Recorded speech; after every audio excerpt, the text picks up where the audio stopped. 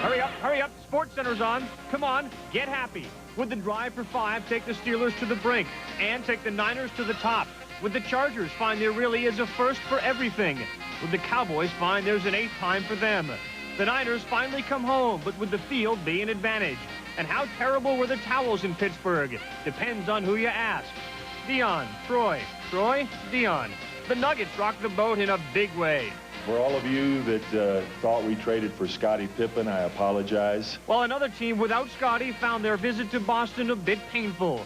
The Rams' move is on Georgia's mind. When will they meet in St. Louis? Louis? So no matter how you look or even where you look, you're going to find SportsCenter next.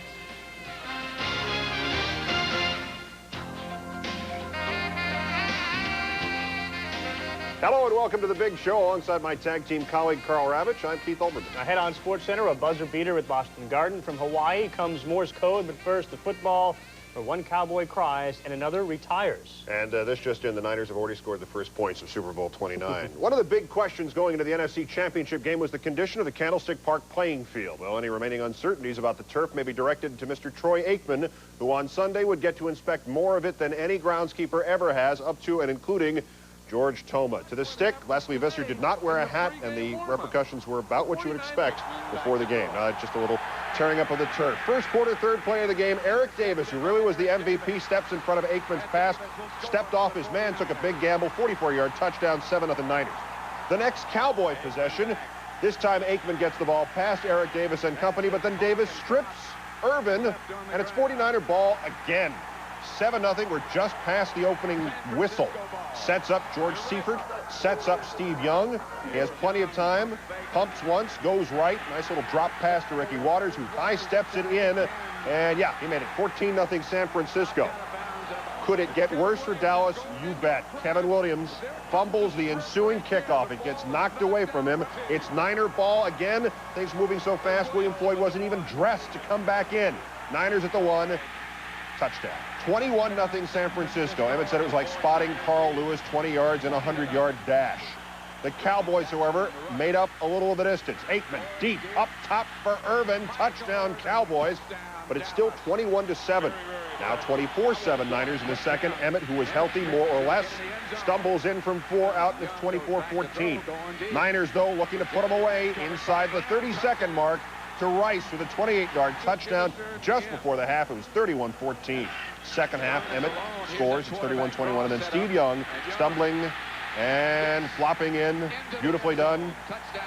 He's a rough guy. 38-21 San Francisco. Niners rolling. Steve Young gives today's great Gazoo helmet to Steve Wallace. Early in the fourth, Emmett, that's it, pulled the hammy again. He's out of the game. But the Cowboys, despite Emmett's condition, are not out. Aikman, during one of his brief periods of standing upness, to Irvin for another touchdown. 38-28. Then late in the fourth, the controversy. Is Dion guilty of pass interference on Michael Irvin? Either that or he's just checking Michael's heartbeat.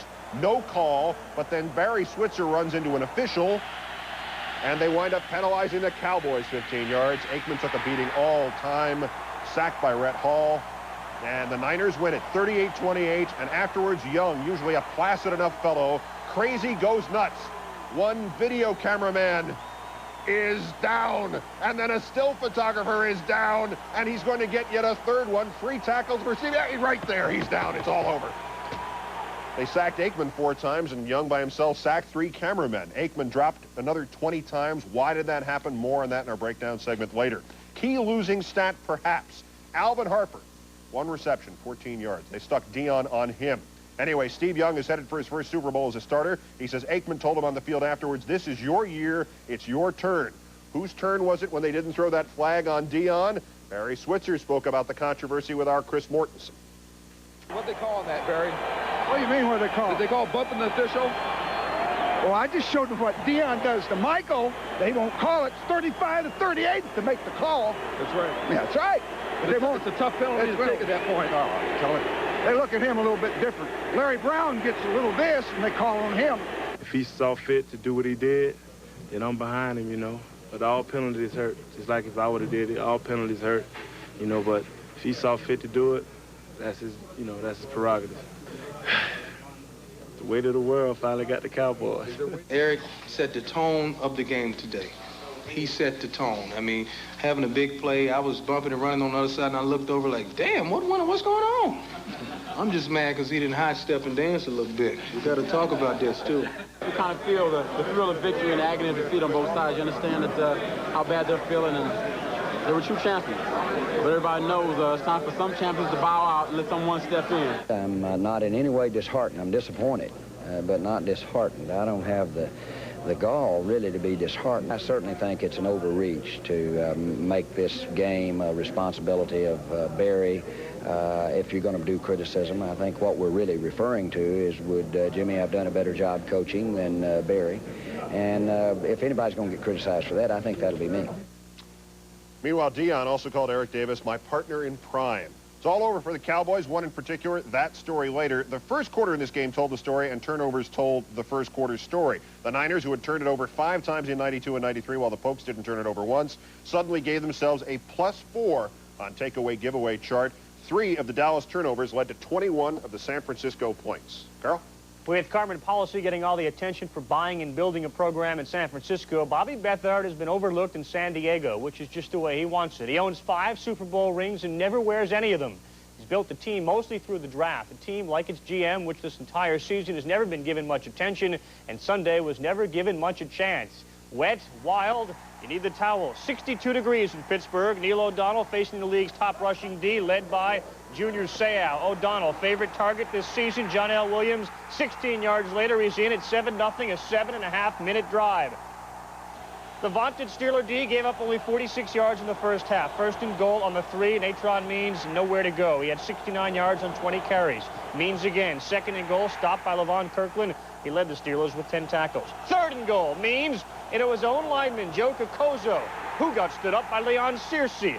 Chargers settle for a field goal, 10-3 Steelers at the half. Bobby Ross's team had the ball for less than 8 of the 30 minutes in the first half. Humphreys 1 of 5 in the first half. Third quarter, not good. Picked off by Rod Woodson. It would lead to a field goal, 13-3 Steelers. 61,000 plus thinking about ring number 5. 8:03 left in the third, 13-3. The blitz. How do you forget about Al Papuno? His longest play from scrimmage had been 25 yards. That TD, good for 43. The play fake, the blitz, it caused everybody to end up in pursuit, and they couldn't catch Papuno.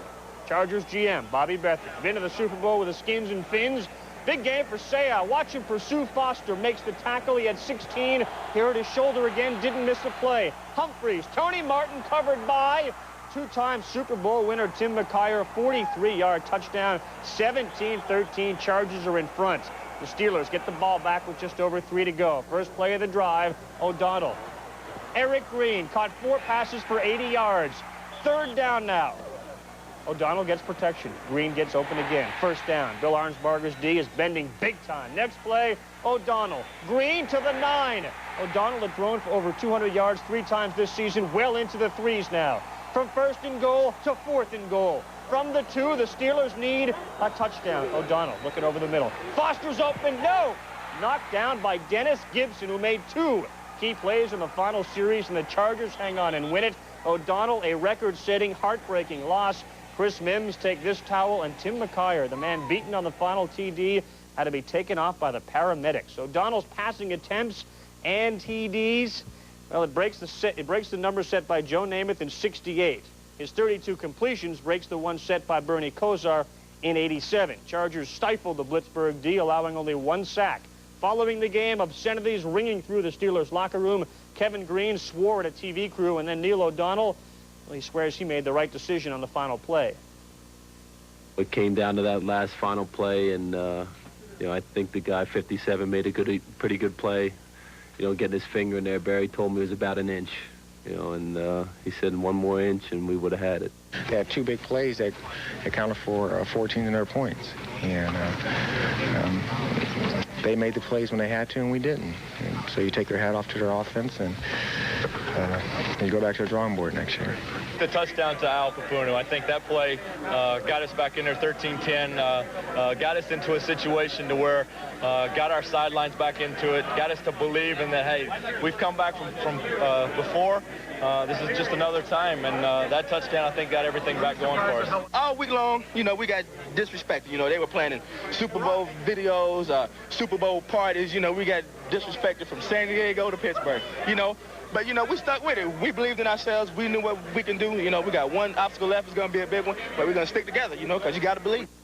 All right, O'Donnell's records were for passing attempts, not touchdowns. Now check out the #1 rushing D against the Dolphins and Steelers, shutting the door in half 2 in both games, allowing only 3 points, allowing 18 yards on the ground. And the bottom line, the time of possession, more of a credit to the Chargers' offense as they keep the ball away from the opponent. Steve? And we will break down both games and hear again from both locker rooms later on in the big show. Elsewhere, also NFL, the 1926 Los Angeles Wildcats of the American Football League, the 1926 Los Angeles Buccaneers of the National Football League, the 1937 Los Angeles Bulldogs of the Second American Football League, the 1949 Los Angeles Dons of the All-America Football Conference, the 1960 Los Angeles Chargers of the Fourth American Football League, the 1975 Southern California Sun of the World Football League, the 1985 Los Angeles Express of the United States Football League, and now the 1994-95 Los Angeles Rams, the 7th pro football team to fold up in or move out of the City of the Angels. The team has finally confirmed it is on the verge of finalizing its move to St. Louis. President John Shaw and owner George Frontiere en route for a probable Tuesday news conference. The Los Angeles Times quotes Frontiere as saying, "I'm on my way. I have to give my approval. I have no other choice. I feel a little numb." Karl? Well, the state of Colorado has been shocked once with a coaching resignation, but if you thought Bill McCartney stepped on, season high, career high, 25. Closing moments of the game. The Celtics are down 1. Wesley at the line trying to tie it. He misses the free throw, but the Kings knock the ball out of bounds. Chris Ford says we got to get it to D. So the inbound goes to D. D hugs the ball. D puts it to the floor. D backs it off. D starts his drive. D into the plate. Loops it up. Got it. That's a buzzer. They win it. The Celts win it. No longer D Brown, just D. Celts score the final 8 points of the game. Neek had 22. Celts dig in on D2. Season high 14 blocks. Dino had 6 of those to go with 18 points. The Blazers and Sonics in Seattle, where the Sonics have a 14-game home winning streak. Strickland loses it. Clyde Drexler trade me. No, let me score 30 first. Seattle playing some D. Sarunas Marciulionis the steal. Gary Payton 9 assists to Detlef Schrempf in the easy 2. He had 21. Then it's Vincent Askew for 1, 2, 3. He had 9. Seattle still running and running very well. Askew. Nate McMillan open on the right wing. Sam Perkins open ahead of everybody else. And George Karl eyes the victory. 131-124 the final score in this one. Payton 29, Kemp 24, Schrempf, as I said, 21. 3, count 'em, Blazers had more than 30 points, including Strickland's career high 32. Coming up in 1989, rookie Troy Aikman was sacked 19 times in 8 games. Oh, not to be young again. How Aikman's protection died along with the Cowboys' chances. We'll break that down, along with a tale of 2 rallies and 2 quarterbacks in Pittsburgh later on in the big show. Also still ahead of us from the games, a surprise from the Dallas locker room from Charles Haley. We'll hear Haley's comments and other shooting stars. Also coming up the Sunday conversation. Soon he'll be playing hockey. Now Brett Hulse is talking about it. I don't think that this is going to affect the way anybody's going to play hockey, because not only are they playing for their own pride, they're playing for 19 or 20 other guys